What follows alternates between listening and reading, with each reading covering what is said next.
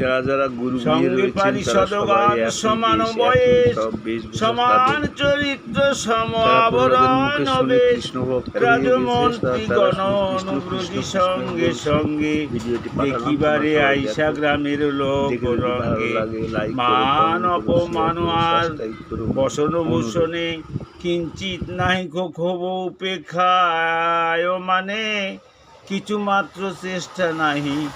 অনন্য বাসনা সর্বভাবে মাত্র কৃষ্ণচরণ ভাবনা। ধীরে ধীরে সভা মধ্যে আসি প্রবেশিলা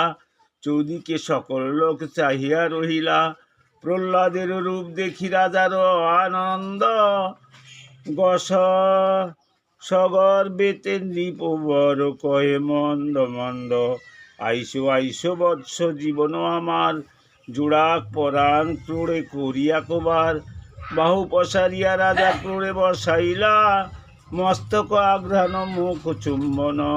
করিলা।